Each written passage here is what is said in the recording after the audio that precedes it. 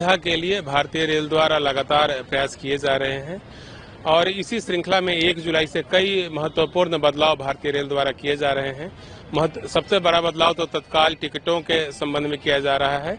हम लोगों ने 1 जुलाई से तत्काल टिकट के लिए आधार ऑथेंटिकेटेड अकाउंट का होना अनिवार्य कर दिया है और इसकी व्यवस्था की गई है।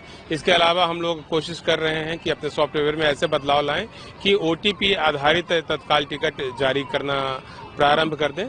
इसी तरह से किराया के जो स्ट्रक्चर है उसमें बदलाव का निर्णय लिया गया है। 1 जुलाई से नई किराया सूची जो है वह लागू की जा रही है।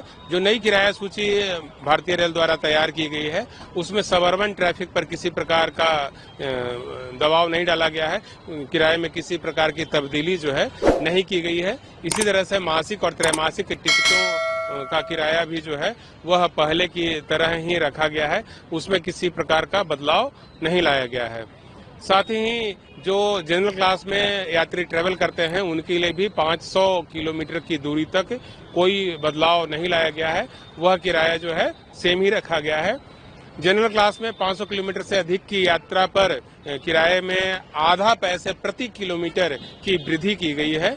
यदि इसको मॉनेटरी टर्म में हम लोग तब्दील कर दें, रुपए में तब्दील कर दें, तो 501 किलोमीटर से लेकर के 1500 किलोमीटर की यात्रा पर प्रति यात्री 5 रुपया किराया बढ़ाया गया है।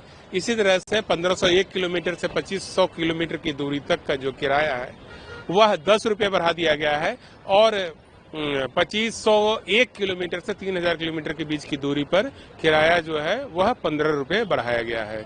जो मेल एक्सप्रेस गाड़ियां हैं उसमें हम लोगों ने नॉन AC क्लास में किराया जो है वह प्रति यात्री प्रति किलोमीटर किराया जो है 1 पैसा बढ़ाया गया है, जबकि AC क्लास में किराया जो है वह 2 पैसा प्रति किलोमीटर बढ़ाया गया है। इसके अलावा जो दूसरे चार्जेस हैं हमारे उसमें किसी प्रकार का बदलाव नहीं लाया गया है, चाहे तो वह रिजर्वेशन का चार्ज हो वह सेम रखा गया है और जो स्लीपर चार्जेस हैं उसमें भी कोई बदलाव नहीं लाया गया है। इसके अलावा और भी एक बात स्पष्ट कर दूं कि जो किराया वृद्धि है वो यह 1 जुलाई 2025 से लागू की गई है। जो टिकट 1 जुलाई 2025 के पहले बना ली गई है उस पर यह वृद्धि लागू नहीं होगी, यानी कि जो टिकट 1 जुलाई 2025 की मध्य रात्रि से बननी चालू होगी उसी पर बढ़ा हुआ किराया अप्लाई होगा। यदि किसी यात्री ने पहले से ही टिकट ले लिया है तो उनको दोनों किरायों में जो डिफरेंस है वह अदा नहीं करना पड़ेगा।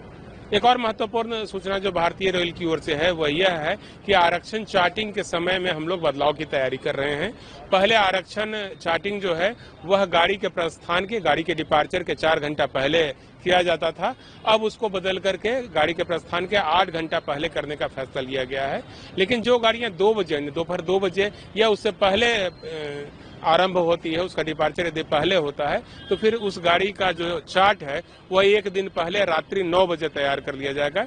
इससे जो वेटिंग लिस्ट के हमारे यात्री हैं उनको काफी फायदा होगा। उनको 8 घंटे पहले ही पता चल जाएगा कि उनकी टिकट कंफर्म हुई है या नहीं। उनको रेलवे स्टेशन पर आने में सहूलियत होगी और साथ ही जो यात्री जिनका टिकट कंफर्म नहीं होता है उनके लिए विकल्प होगा कि वह किसी और ट्रेन में अपना आरक्षण ले लें और या फिर किसी और दूसरे मोड से ट्रांसपोर्टेशन